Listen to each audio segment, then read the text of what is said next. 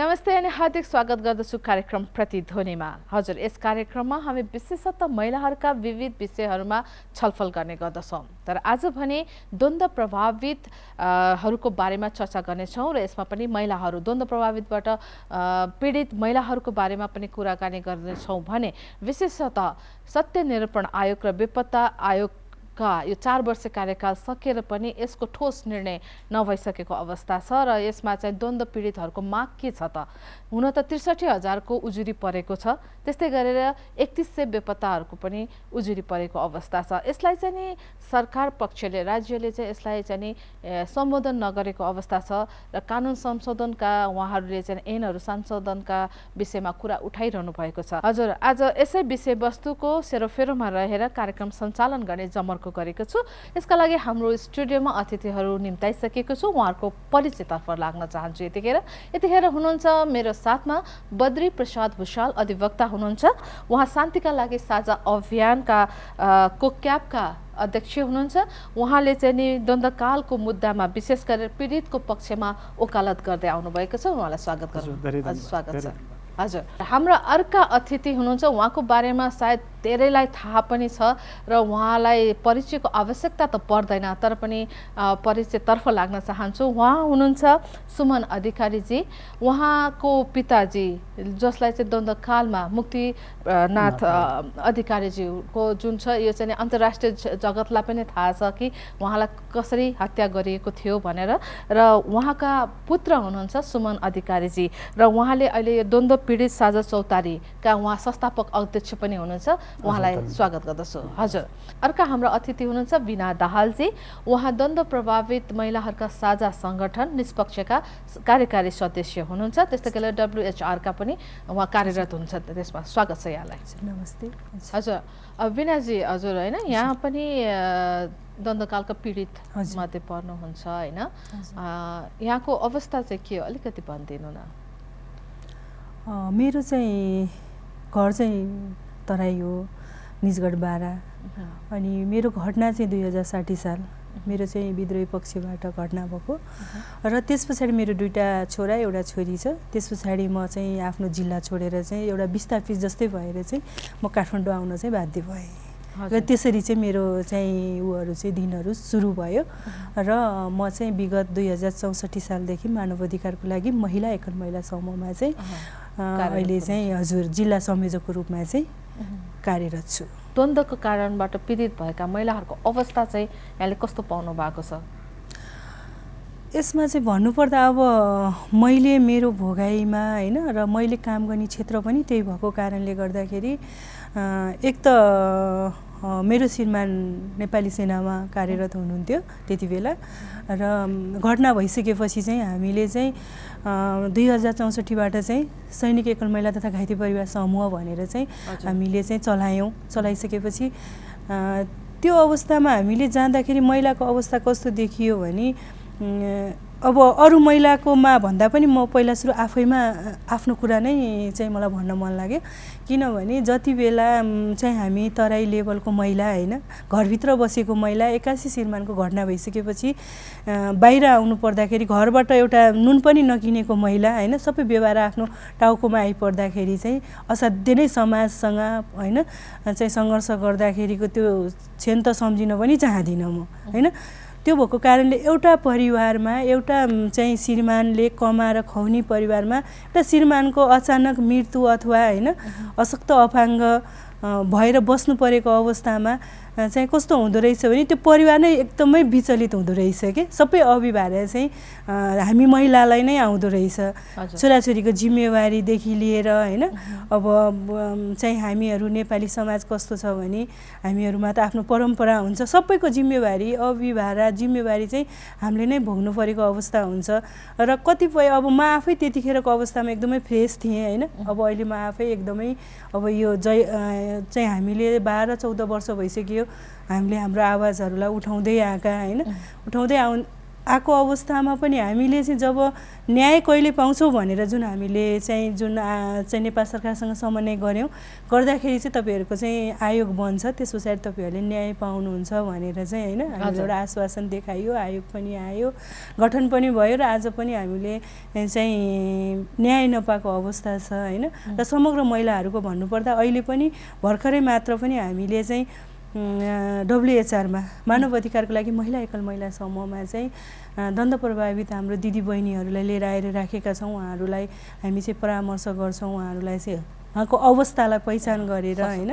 उहाँलाई सशक्त बनाउने काम पनि हामीले गरिरहेका छौँ। र महिलाको हकमा कुरा गर्नुपर्दा एकदमै नाजुक अवस्था छ, महिलाहरूको चाहिँ सोच्न सक्ने अवस्थै छैन। हजुर, यहाँको त अब विद्रोही पक्षबाट चाहिँ घटना भयो होइन, सरकार पक्षको हुनुभयो, जस्तै अब महिलाहरू त एज अ होल हामी सबै नेपाली महिला होइन, अब दाजुभाइ जो मरेछन् आफ्नै दाजुभाइ एउटा भनौँ नेपाली भूमिमा होइन, नेपालमा घरभित्रकै द्वन्द्व जस्तो हो नि त्यो त होइन। भनेपछि यहाँले चाहिँ सरकार पक्ष एकपक्षीय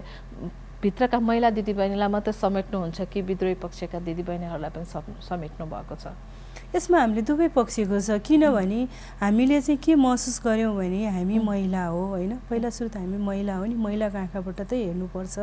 होइन। जति पीडा द्वन्द्वको बेलामा हामी महिला र बालबालिकाले जति भोग्यौँ त्यो सायद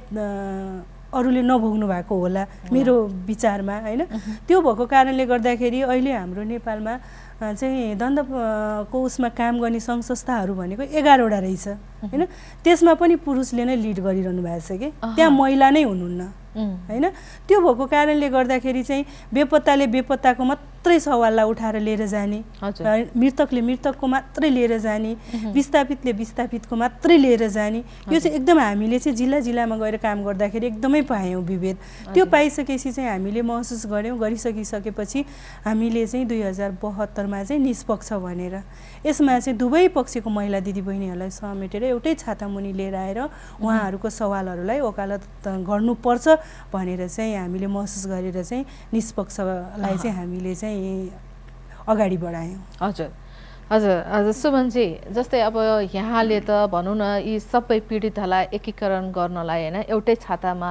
ल्याउनलाई धेरै ठुलो भूमिका खेल्नु भएको छ होइन। तर पनि यो उहाँले भन्नुभयो जस्तै यो छुट्याइयो नि महिला बिचमा पनि यसरी छुट्टिने बेपत्ता परेको एकातिर भनेपछि यहाँहरू बिचमा नै एउटा भनौँ न कोअर्डिनेसन नभएको हो कि, अथवा यो एकमुष्ट आवाज एकैचोटि एउटै छाता सङ्गठनभित्र नहुनको कारण चाहिँ के पाउनुहुन्छ यहाँ? हजुर, अब धन्यवाद म्याडम। अब खास गरेर कुरा गर्दाखेरि चाहिँ अब द्वन्द्वकाल सकिएर शान्ति सम्बन्ध भएपछि त्यसपछि गएर द्वन्द्व विरुद्धका न्यायका कुराहरू चाहिँ बिस्तारै अगाडि आउन थाले होइन। अनि जो जहाँ छौँ त्यो ढङ्गले आफ्नो पीडाहरू सबैले आफ्नो ढङ्गले भन्ने समाधानको लागि पहल गर्ने कुराहरू चाहिँ पहल चाहिँ अगाडि बढे होइन। भनेपछि अनि सुरुमा चाहिँ अब यो राज्य पक्ष र विद्रोही पक्ष बिचमा अलिकति अविश्वास होइन, त्यसै गरेर आशंका गर्ने, आरोप लगाउने त्यो कुराहरू पनि त्यो स्वाभाविक पनि थियो होइन। त्यो चाहिँ नराम्रो थियो भन्दा पनि स्वाभाविक थियो त्यो कुराहरू होइन। त्यो कुराहरू भयो र पछि अब यो बिस्तारै लर्निङ बाई डुइङ भने जस्तो होइन। त्यसपछि गएर चाहिँ अब पीडितहरू चाहिँ आपसमा भेट हुँदाखेरि कमसेकम अलिकति अब जस्तो अब टेबलमा खाना बस्यो भने अब थाले फालाफाल गर्ने त्यो पनि सुरुमा त्यो पनि कुराहरू भए।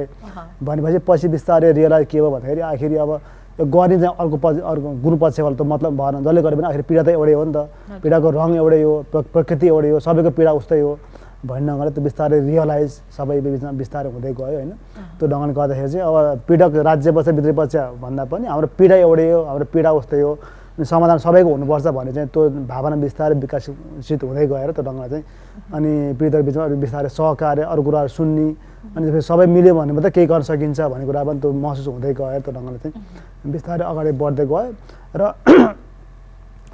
अब आजको दिनमा आउँदाखेरि पनि अब फेरि के हुन्छ भने पीडितहरू पनि अब त्यहाँ लाखौँ पीडित पनि हुनुहुन्छ हेर्नु। अब भने सबैको लाखौँको सबै एउटै भोइस हुनुपर्छ हुन्छ भन्ने पनि अपेक्षा पनि त्यो पनि हामीले गर्न हुँदैन होइन। भनेपछि त्यहाँ पनि विभिन्न मान्छेहरूको जस्तो अब महिलाहरूको अवस्था फरक छ होइन। महिलाभित्र पनि त्यहाँ पनि धेरै अवस्थाहरू फरक पनि छन्, त्यो सामाजिक आर्थिक कारणले गर्दाखेरि। अनि अन्य पीडितहरूको पनि अब त्यो अवस्था पनि फरक छ भनेपछि मान्छेको प्रायोरिटी पनि फरक हुनसक्छ नि त। कसैलाई चाहिँ तत्कालै अहिले चाहिँ अब खाना नि अवस्था छैन, पहिला खाना त पहिला पाउनु पऱ्यो नि त, बाँध्नु पऱ्यो नि त। कसैलाई शिक्षा चाहिएको छ, कसैलाई रोजगार चाहिएको छ, मान्छे कसैलाई चाहिँ अब न्याय मात्रै भए पनि पुग्ने पनि त्यो पनि छ भनेपछि भेराइटीहरू विभिन्न छन् मान्छेको प्रायोरिटी फरक छन् त्यसले गर्दाखेरि चाहिँ अलिक बोल्दाखेरि चाहिँ अब कहिले चाहिँ अलिकति योभन्दा यो पहिला भयो हुन्थ्यो भन्ने चाहिँ त्यो ढङ्गले आउनु पनि सक्छ त्यो पनि स्वाभाविक कुराहरू चाहिँ हो तर चाहिँ ओभरअल समग्रमा हेर्दाखेरि चाहिँ जसको जे पीडा भएको छ होइन जस्तो अब सेना प्रहरीकोदेखि लिएर अहिलेको लडाकुदेखि लिएर सिभिलियन भिक्टिम हत्या बेपत्ता यातना यौन हिंसा बलात्कारदेखि लिएर विस्थापन सम्पत्ति कब्जा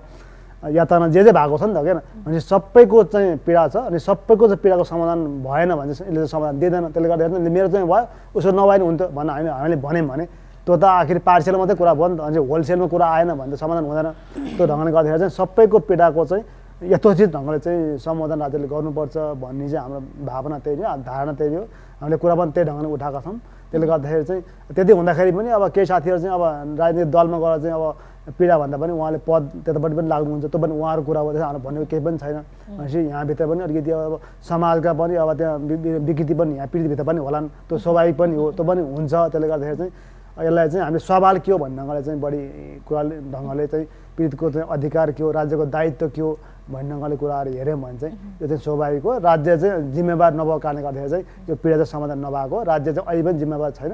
त्यसले गर्दाखेरि राज्य चाहिँ जिम्मेवार होस् र जसको जे पीडा भएको हो त्यो ढङ्गले चाहिँ त्यसलाई यथार्थ छानबिन गरोस् त्यसलाई बाहिर ल्याओस् र त्यो पीडितहरूलाई परिपूरण दिने कुराहरू चाहिँ त्यो ढङ्गले उनको चाहना अनुसारले सबैलाई एउटै कुरो त अब सबैलाई स्याउ मन पर्ला कसैलाई केरा मन पर्ला कसैलाई आँप मन पर्ला त्यो ढङ्गले चोइस पनि त्यहाँ दिन पनि पर्यो त्यो ढङ्गले भोलि गएर चाहिँ यो ढङ्गको द्वन्द्व चाहिँ फेरि नहोस् र यस्ता जस्तो अब महिला बालबालिका बढी पीडित भएको कुरा पनि हामी भनेकै छौँ त्यो चाहिँ फेरि नहोस् भन्ने चाहिँ हाम्रो चाहिँ खास त्यही जस्तो अब पीडित दुई पक्ष पीडित छन् भने पनि के त यहाँले राज्यले गर्ने व्यवहारमा पनि के त यसमा तपाईँले भिन्नता पाउनु भएको छ मतलब सरकार पक्ष पीडित अथवा विद्रोही पक्षको पीडितमा के भिन्नता छ र काम गराइ कार्यान्वयनमा अब द्वन्द्वको अवस्थामा चाहिँ त्यस्तो पाएर किन यो विभाजित हुने त्यस्तो चान्सेसहरू भएको हो होइन त्यस्तो त होइन होइन राज्यले चाहिँ जस्तो द्वन्द्वको अवधिभरमा चाहिँ राज्य पीडितलाई बाहिर आउनु गाह्रो थियो होइन त्यति बेला त माओवादी पीडितहरू अलिक सहिलो थियो त्यो कुरा चाहिँ थियो भनेपछि शान्ति सम्बन्ध भएपछि चाहिँ राज्यले चाहिँ अब अलिकति अब पीडितको डाटामा चाहिँ अलिकति आफ्नो चाहिँ जस्तो अब भर्याङमा लडेका अथवा चाहिँ गाडीमा लडेकालाई पनि पीडित भनेर चाहिँ सिफारिस गरेर चाहिँ राहत दिने चाहिँ त्यो राज्यको तर्फबाट दलहरू चाहिँ गरेका छन् तर चाहिँ अब पीडित त्यहाँ ठ्याक्कै विभेदै गऱ्यो भनेर चाहिँ हामी भन्न सक्दैनौँ त्यो चाहिँ भएको छैन होइन अब यथार्थ पहिचान भएको पीडितहरूलाई चाहिँ राज्यले चाहिँ दिएको कुरा चाहिँ समान ढङ्गले दिएको छ होइन तर चाहिँ अब आयोगले चाहिँ अलिकति केही ढङ्गले विभेदको कामहरू चाहिँ हिजोको आयोगले जुन 4 वर्ष बस्यो उहाँले चाहिँ त्यहाँ भित्रबाट चाहिँ अलिकति त्यो चाहिँ केही चाहिँ भएको थियो र सरकारले त्यो ढङ्गले चाहिँ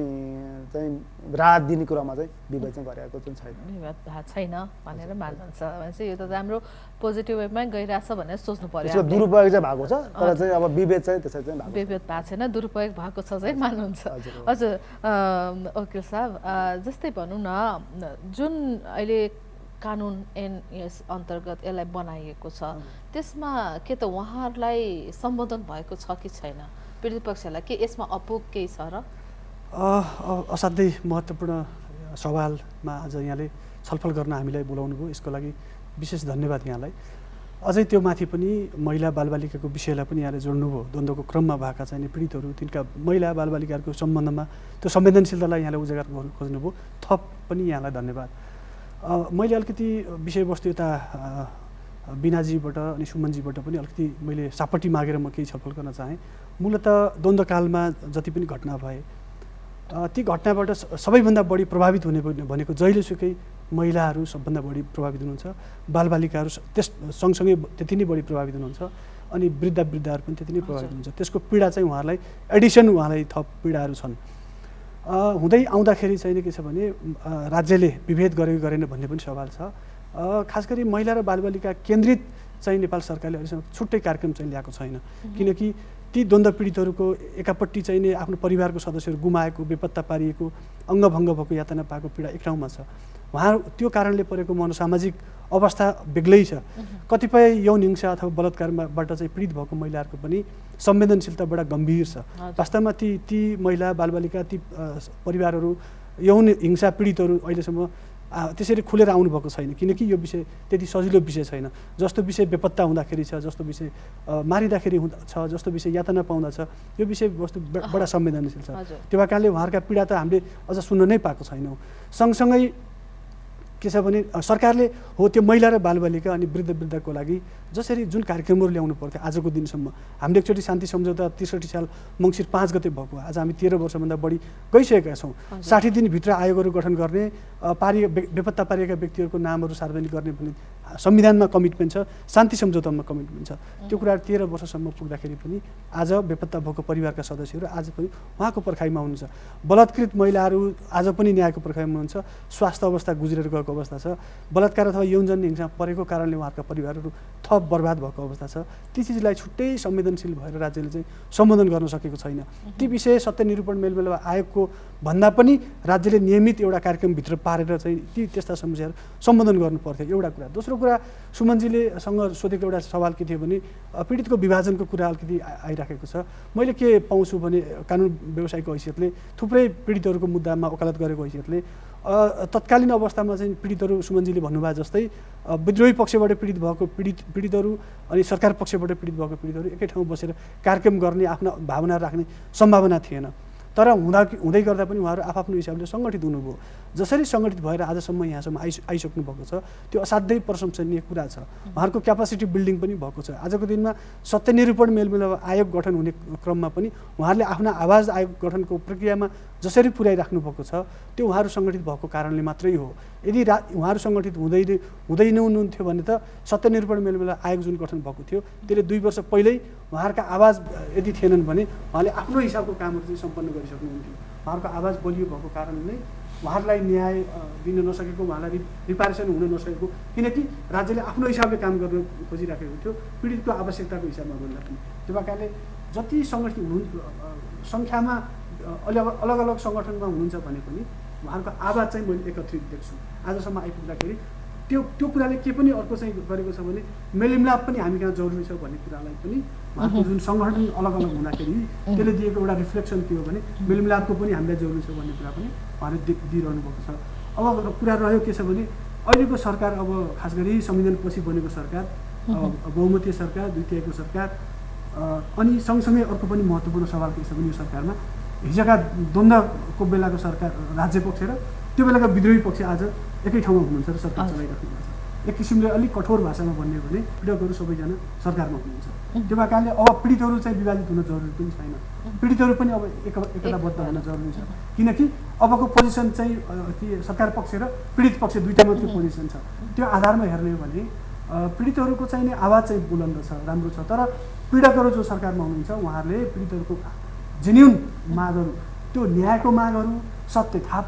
पाउने अधिकारको मागहरू, उहाँले चाहिँ नि के छ भने त्यो मेमोराइजेसन भनेको त्यो द्वन्द्वकालमा भएका घटनाहरू, ती मारिएका बेपत्ता पारिएका व्यक्तिहरूका मेमोराइजेसनका कामहरूमा चाहिँ यो सरकार चाहिँ तन्दुरुस्तका साथ काम गर्न सकेको छैन। द्वन्द्व पीडितहरूको आवाजलाई अहिले पनि थिच्न हिँडेको अवस्था छ। र न्यायको लागि मूलतः अझ सबभन्दा बढी के छ भने 13 वर्षसम्म आइसक्दाखेरि रिपारेसनको कम्पोनेन्ट अथवा अन्तरिम राहत, इन्टरिम कुनै कम्पन्सेसनको कुराहरू चाहिँ राज्यले यदि दिन चाहेको भए 13 वर्षसम्म कुरिरहन जरुरी थिएन। कुनै कानुनले, कुनै विधि विधानले उहाँलाई त्यो काम गर्न रोकेको छैन। त्यो कारणले सरकारको पनि के छ भने उहाँलाई इन्टरिम राहतको लागि पनि अरू रिपारेसनका प्याकेजमा पनि काम गर्न कुनै कानुनले रोकेको थिएन। कानुन हातमा हुँदा पनि त्यो कामहरू राज्यले गर्न सकेको छैन। सँगसँगै न्याय दिने काम त सत्य निरूपण मेलमिलाप आयोग गठन भएर 4 वर्ष चान्चुन बिताएर उहाँहरू गइसक्नुभयो। अहिले फेरि नयाँ आयोग गठन गर्ने सम्बन्धमा यो सरकारले चाहिँ केही कदमहरू, विवादित कदमहरू चाहिँ चाल्दै आएको छ। पारदर्शी कदम चालिराखेको छैन। राजनीतिक पार्टीहरू, सरकारहरू त्यसलाई चाहिँ हस्तक्षेप गरेर चाहिँ आफूलाई आफ्नो हुँदो, आफूले चाहे जस्तो हुने खालको आयोग गठन गर्ने प्रक्रिया भएको कारणले मलाई तत्कालै यो अहिलेको जुन प्रोसेसबाट चाहिँ नि तत्काल आयोग गठन भइहाल्छ अथवा पीडितहरूले न्याय पाइहाल्नुहुन्छ भन्ने चाहिँ म आफूलाई विश्वास लाग्छ। हजुर, अब 4 वर्ष कार्यकाल सकाएर होइन अझ फेरि गठन हुने मा छ। यहाँले भन्नुभयो यो पीडितको पक्षमा नहुन सक्छ भन्नुभयो, अथवा यसमा चाहिँ पीडित पक्षको सहयोग कम भएको कारणले काम गर्न नसक्नु भएको हो कि उहाँहरूले के हो त?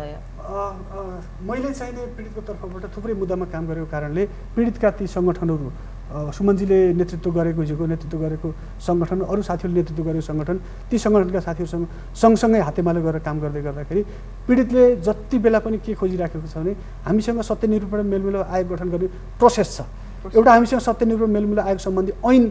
छ। त्यो ऐनकै सम्बन्धमा सुमनजीहरूले हालेको सर्वोच्च अदालतको मुद्दाले फैसलाले के भन्छ भने त्यो ऐन चाहिँ ठिक छैन। पहिलो कुरा तिमीले यो सरकारको नाममा चाहिँ आदेश छ, फैसला छ, आदेश के हो? त्यो पहिला त त्यो ऐन चाहिँ संशोधन गर। त्यो पीडित मैत्री भएन। यो ऐन अन्डरमा बसेर तिमीले गरेको चाहिँ सत्यनिरूपणको काम त्यो सफल हुँदैन। त्यो मानवाधिकार मैत्री पनि छैन। पीडितहरूलाई चाहिने चाहिँ जस्टिस यसले दिन सक्दैन। यसले एमनेस्टीतिर बढी मेलमिलापतिर अनि पीडकहरूलाई चाहिँ उन्मुक्तितिर यो ऐनले चाहिँ बढी टार्गेट गर्छ। त्यो भएको कारणले यो इन्टरनेसनल एउटा कमिटमेन्ट सरहको पनि यो ऐन नभएको कारणले त्यसलाई चाहिँ इन्टरनेसनल्ली रिकग्नाइज्ड एउटा नयाँ ऐन बनाऊ। त्यो नयाँ ऐनको आधारमा चाहिँ कमिसन गठन गर, आयोग गठन गर भन्ने सर्वोच्चको फैसला छ। सर्वोच्चको फैसलालाई नेपालको संविधानले के भन्छ भने सर्वोच्च अदालतको फैसला कानुन सरह लागू हुन्छ भनेर नेपालको संविधानले भन्छ। त्यो भएको कारणले आजको दिनमा पनि त्यो ऐनलाई संशोधन नगरिकन सरकारले अहिले पनि यो आफ्नो हुँदो गर्नलाई चाहिँ नि आयोग गठन गर्ने तयारीमा छ। अहिले त सिफारिस समिति गठन गरेर सिफारिस समितिले गरेका केही कामहरू पनि छरपष्ट विवादको रूपमा बाहिर आइसकेका छन्। नेपालको पीडित समुदायले अनि यहाँको मानवाधिकार कर्मीहरूले, नागरिक समाजहरूले, मिडियाका साथीहरूले अझ त्योभन्दा अझ थपेर भन्यो भने इन्टरनेसनल कम्युनिटी जसले नेपालको द्वन्द्वमा ठुलो महत्त्वपूर्ण भूमिका खेलेको थियो मेलमिलापको लागि अथवा यो सत्यनिरूपणको लागि, उहाँहरूले पनि त्यो प्रोसेसप्रति चाहिँ गम्भीर आपत्तिहरू राइटिङ लिखित रूपमा व्यक्त गरिसकेको अवस्थामा हाम्रो कानुन व्यवसायको हैसियतले, नागरिक समाजको हैसियतले र पीडितको तर्फबाट के आवाज हो भने सुमनजीकै मुद्दाले भनेको कुरा जुन फैसला छ त्यो अनुसारको पहिला ऐन संशोधन गर्नुहोस्, अनि त्यसपछि भएका आयोग गठनहरूमा हाम्रो विश्वास छ र हामी त्यसलाई सहयोग गर्छौँ भन्ने कुरा छ। त्यो कारणले त्यो नहुने बेलासम्म यो अहिले राजनीतिक रूपमा चाहिँ गठन गरिएका आयोगहरूमा जो असफल भयो हिजो 4 वर्ष बिताएर ठुलो स्रोतहरू चाहिँ खर्च गरेर गइयो, त्यस्तो खालको आयोगमा हाम्रो विश्वास छैन। हामीले त्यहाँबाट न्याय पाउँदैनौँ भन्ने चाहिँ नै पीडितहरूको पनि भनाइ छ, हाम्रो पनि त्यही नै ठम्बाइ। सुमनजी, त्यसो भए पीडितहरूको माग बुदागत रूपमा भन्दाखेरि एकचोटि भन्दिनु के हो त माग? हजुर, धन्यवाद म्याडम। अब खास गरिकन चाहिँ अब राज्य भनेको चाहिँ यसलाई लम्ब्याउ र थकाउने र विदेशीलाई गरे खाउन देखाउने र भ्रम छ नि काम, उसको नियत त्यही नै हो, दलको पनि त्यही नै हो। त्यसले गर्दाखेरि चाहिँ पहिला सफा नियत राख्नु पऱ्यो, पहिला चाहिँ अब अनेस्ट हुनु पऱ्यो राज्य र सरकार, अनि यसलाई साँच्चै समाधान गर्छु भने चाहिँ कमिटमेन्ट त्यो ढङ्गले आउनु पऱ्यो। अहिलेसम्म आएकै छैन। अहिलेसम्म भनेको सबै छालछाम गर्ने मात्रै कुराहरू चाहिँ हो। अनि चाहिँ हिजोको 4 वर्षको आयो चाहिँ काम गर्न बनाइएकै थिएन, यो चाहिँ पीडितलाई यसो देखाउनलाई बनाएको थियो भनेपछि यसले चाहिँ केही पनि पीडितलाई दिनेवाला पनि थिएन, दिएन पनि भनेपछि हिजोको चाहिँ अब यो चाहिँ लेसन लर्न त्यहाँबाट गर्नु पऱ्यो र अब चाहिँ गर्ने के त भन्ने समीक्षा हुनु पऱ्यो र पीडितको पीडामाथि होली खेल्ने काम चाहिँ राज्यले बन्द गर्नु पऱ्यो र पीडितको चाहिँ पीडा चाहिँ यसो महसुस गर्नु पऱ्यो, राज्यको दायित्व पनि उहाँले फिल गर्नु पऱ्यो र यसलाई चाहिँ साँच्चीकै कार्यान्वयन गर्ने खालको चाहिँ त्यो ढङ्गले एउटा कार्ययोजना पनि भन्नु पऱ्यो। भनेपछि हिजो चाहिँ अब तपाईँको 2 वर्षको आयो चाहिँ 4 वर्ष लगियो, अब 4 वर्ष 2 महिना उहाँले जाहिर खानुभयो, केही पनि भएन भनेपछि अब अवधि कति हो त? अहिले पनि सिफारिस समिति चाहिँ चैतको 12 गते बनाइयो, अब आयो चाहिँ अब तपाईँको अब पुसको आदि हुन लागिसक्यो भनेपछि 3 हप्ता हामी त गर्छौँ भनेर चाहिँ उहाँले भन्नुभएको थियो, पूर्ति गर्नुभएको थियो। भनेपछि अहिलेसम्म त के गर्नु उहाँलाई आफ्नै थाहा छैन भनेपछि यो चाहिँ अब लम्ब्याउने र थकाउने मात्रै राज्यको नियति छ। भनेपछि पहिला एउटा कार्ययोजना बनाऊ न। पहिला भनेको चाहिँ यो अहिलेको प्रक्रिया बन्द गर, अहिले यो नाम पनि खारेज गर, यसले काम दिनेवाला छैन, यसले झन् समस्या ल्याउँछ, हाम्रो भनेकै त्यही हो। यो बारेमा राज्य पनि अब बुझ्नुपर्ने उहाँको पनि दायित्व हो होइन। त्यसले गर्दाखेरि चाहिँ एउटा कार्ययोजना बनाऊँ, पहिला चाहिँ यो ऐन संशोधन बारेमा काम थालौँ, पहिला परामर्श गरौँ। भनेपछि पीडितसँग राज्यले पनि परामर्श गर्छु भने सरकारले भनेको छ भदौको 30 गते बोलाएर उहाँले अहिलेसम्म पनि गर्नु भएको छैन भनेपछि त्यो परामर्शको लागि चाहिने कति हो भनेपछि परामर्श गर्ने मोडालिटी हामीले थाहा पाउनु पऱ्यो। राज्यले चाहिँ लादेर हुँदैन कि कसरी गर्ने के गर्ने भन्ने बारेमा पीडितसँग सहकार्य गरेर पीडितले चाहना अनुसारले त्यो चाहिँ एउटा मोडालिटी बन्नु पऱ्यो परामर्शको। त्यसपछि ऐन संशोधनलाई कति चाहिने समय चाहिने, 1 महिना 2 महिना 3 त्यसैलाई टाइमलाइन अर्को सेकेन्ड कार्ययोजना चाहियो। अनि अर्को भनेको चाहिँ त्यसपछि गएर सबैले स्वीकार गर्ने गरेर ऐन संशोधनको वातावरण बन्यो, संशोधन भयो भने बल्ल चाहिँ के हुन्छ सबैको एउटा विश्वास हुन्छ, सबै एक ठाउँमा आउँछन् भनेपछि अनि बल्ल चाहिँ के हुन्छ सिफारिस समिति बनाएर सिफारिस समितिले चाहिँ अब अहिले जस्तो चाहिँ अब राजनीतिक दलहरूले चाहिँ सिफारिस गरे, जसले द्वन्द्व गर्यो उसैले सहमति गरेर मान्छे पठाइदिने हेर्नु। अब भनेपछि पीडितहरू हेरेर चिल्ला भनेपछि त उहाँको इसाराले त्यसले काम गर्न पर्ने भनेपछि पारदर्शी प्रक्रियाबाट स्पष्ट मापदण्डको आधारमा ह्युमन राइट, पिस बिल्डिङ र ट्रान्जिसन जस्टिस यो 3टा कम्पोनेन्टमा योगदान गरेको अनुभव भएको योजना भएको भिजन भएको होइन। अनि यो 60,000 हजुर के त सुमनजीले त्यो कमिसनमा होइन तपाईँहरूको आवाज होइन मागलाई सम्बोधन गर्न सक्ने काम गर्न सक्ने व्यक्ति हजुर होइन यहाँहरूको आँखामा छ कि उहाँहरू यी व्यक्तिहरू आयो भने चाहिँ नि हुन्छ भन्ने चाहिँ तपाईँलाई एकदमै नेपालमा त्यस्ता धेरै व्यक्तिहरू हुनुहुन्छ होइन, व्यक्तित्व धेरै हुनुहुन्छ। तर चाहिँ के छ भन्दाखेरि अब उहाँहरूलाई चाहिँ सरकार ल्याउन चाहँदैन भनेपछि अब हामीले पर्सनल फलानु व्यक्ति भनेर हामी भन्दैनौँ होइन भनेपछि हामीलाई भनेको विधि र प्रक्रिया मापदण्ड होइन त्यसले चिनेको मान्छे हुनु पर्यो कि होइन दलले चिनेको मान्छे होइन कि स्पष्ट विधि प्रक्रिया र मापदण्ड जसलाई चिन्छ नि उहाँहरूको योगदान मेरिटको आधारमा जसले चिन्छ त्यो मेरिटले चिन्नु पऱ्यो प्रक्रिया चिन्नु पऱ्यो मापदण्डले चिन्नु पऱ्यो त्यो भएपछि हामीलाई पुग्छ हेर्नु हामीले चाहिँ फलानु व्यक्ति भनेर हामी चाहिँ व्यक्ति भन्दैनौँ त्यो ढङ्गले चाहिँ हुनु पऱ्यो र त्यो ढङ्गको चाहिँ अब त्यो चाहिँ के अरे क्यान्डिडेटलाई पब्लिक हेरिङ गरौँ हामीले सेवा समिति गरेर भनेकै हो पब्लिक हेरिङ गर्नुहोस् उहाँहरूको कार्ययोजना हामीले चाहिँ सुन्न पाऊँ हामी पनि त्यहाँ सुन्न पाऊँ भनेपछि को भन्दा को राम्रो सबैले थाहा हुन्छ त अनि त्यहाँबाट ट्रस्ट आउँछ नि त त्यो केही पनि नगर्ने अनि सिफारिस समिति परामर्श भन्न बोलाउने एउटा कमा पनि चेन्ज नगर्ने उहाँको जे त्यही गर्ने देखाउनलाई गर्ने त्यो त भएन नि त भनेपछि प्रक्रिया चाहिँ फेराउनु पऱ्यो त्यसो गरेर त्यो ढङ्गले चाहिँ आयोग बन्न पऱ्यो भन्ने चाहिँ त्यो सिफारिस प्रक्रिया हुनु पऱ्यो अर्को त्यसपछि चरण त्यो हुनु पऱ्यो त्यसपछि गएर चाहिँ जस्तो अब अहिले पनि बेपत्ता भनेको अपराध छैन नेपाल कानुन भनेपछि त्यो लगायतका अरू त्यो फाउन्डेसन लहरू बन्नुपर्ने कुराहरू छन् त्यो के हो त कानुन चाहिने त्यो आयोगले काम गर्नको लागि त्यो ढङ्गले स्पष्ट कानुनहरू पनि बन्नु पऱ्यो अनि गएर आयोगको लागि चाहिने चाहिँ अब साधन स्रोत विज्ञहरू के हो त्यो सबै पनि एउटा होमवर्क गर्नु पऱ्यो त्यो ढङ्गले सबै कुरा उहाँलाई दिनु पऱ्यो र त्यसपछि चाहिँ सबैले चाहिँ विश्वास के हुन्छ भन्दाखेरि अब यो आयोग साँच्चै काम गर्छ भने एउटा ट्रस्ट हुन्छ अनि बल्ल चाहिँ त्यहाँ सहकार्य हुन्छ क्या अनि काम गर्छ भन्ने छैन अनि कहाँबाट सहकार्य हुन्छ त्यसले गर्दाखेरि चाहिँ अनि बल्ल चाहिँ त्यो आयोगले निष्पक्ष भएर चाहिँ आफ्नो ढङ्गले काम गर्न पाउनुपर्छ भने चाहिँ त्यो ढङ्गले पहिला कार्ययोजना बनाऊँ त्यो ढङ्गले कार्यान्वयन गरौँ भन्ने नै हाम्रो माग त्यति नै सुमनजीले थप्नु भन्नुभएको केही कुरामा मैले आफ्नो केही कुराहरू छन् मैले थप्नुपर्ने कुराहरू छन् खास गरी आयोगमा आउने सदस्यहरू अथवा अध्यक्षज्यूहरूको को हुनुहुन्छ त राम्रो व्यक्तिहरू देख्नु भएको छ भन्ने सवालमा हामीसँग व्यक्तिहरू त प्रशस्तै हुनुहुन्छ धेरै नै व्यक्तिहरू हुनुहुन्छ तर व्यक्ति हुनुहुन्छ भनेर हामीले देखेर उहाँको नाम चोइस गर्नु भन्ने भन्दा पनि हामीले एउटा मापदण्डको आधारमा एउटा स्थापित मापदण्डको आधारमा व्यक्ति छनौट गर्नु हुनुपर्छ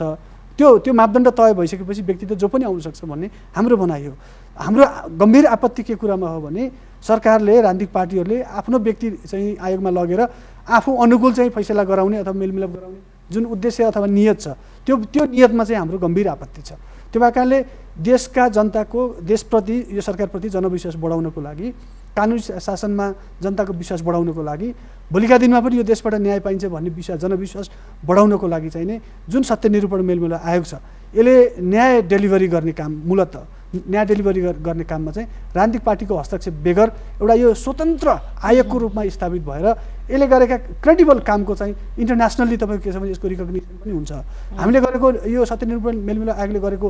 अथवा यसले गरेका छानबिनहरू इन्टरनेसनल्ली यसको चाहिँ डिबेट हुन्छ त्यहाँ पनि यसको चाहिँ के भने ट्रायल हुन्छ पब्लिक लेभलमा ट्रायल हुन्छ इन्टेलेक्चुअल ट्रायल हुन्छ अनि त्यो ट्रायलको आधारमा नेपाल सरकारलाई हेर्ने नजरिया बन्छ अनि इन्टरनेसनल फोरमहरूमा पनि नेपाल सरकारले यो जस्टिस डेलिभरी खास गरी भिक्टिमलाई दिने जुन न्याय छ त्यो सम्बन्धमा चाहिँ नै इन्टरनेसनल फोरममा गएर नेपाल सरकारले त्यसलाई फेस गर्नुपर्ने हुन्छ त्यो भए कारणले यसलाई चाहिँ नै स्थापित मान्यता जुन छ हाम्रो संविधानले हाम्रा कानुनले इन्टरनेसनल जुन हामीसँग मान्यताहरू छन् त्यो आधारमा यो आयोगलाई चाहिँ नै स्वतन्त्र आयोगको रूपमा बनाउने र 15 वर्षदेखि चाहिँ नै आफ्ना मान्छेहरू अथवा न्याय नपाएर पीडित भएका व्यक्तिहरूलाई यथासम्भव चाँडो चाहिँ न्याय उहाँहरूका चाहिँ परिपूर्ण सत्य थाहा पाउने मेरो व्यक्तिलाई कसले बेपत्ता पारेको त भनेर उहाँले थाहा पाउने अधिकार छ उहाँलाई मेरो मान्छेलाई कसले बलात्कार गर्यो त भन्ने कुरा अनि त्यसलाई सजाय भोकी भएन भन्ने कुरा थाहा पाउने उहाँको परिवारलाई अधिकार छ त्यो भए कारणले त्यो ट्रुथ फाइन्डिङ्सको पनि उहाँसँग अधिकार छ सँगसँगै त्यस्ता व्यक्तिहरूको चाहिँ नि एकत्रित रूपमा मेमोराइजेसनका कुरा उहाँहरूका स्ट्याचु बनाउने कुरा उहाँहरूका नाममा कुनै संस्था खोल्ने कुरा मेमोराइजेसनको कुरा छ सँगसँगै ग्यारेन्टी अफ नन रिपिटेसन भन्छ उहाँहरूलाई अब जीवनमा तपाईँहरूको जिन्दगीमा नेपाली नागरिकको जिन्दगीमा यस्तो खालको अपराध अथवा तपाईँहरूमाथि हामी पीडा थप दिने छैनौँ भन्ने कुराको ग्यारेन्टी पनि यिनै आयोग मार्फत यिनै कमिटमेन्ट मार्फत गर्नुपर्ने हुन्छ त्यो भयो भने मात्रै के छ भने नेपालमा यी पीडितहरूले पनि सन्तोष लिने अवस्था र द्वन्द्वको फेरि पुनरावृत्ति नहुने ग्यारेन्टीको कुरा यो प्रक्रियाबाट हुन्छ हजुर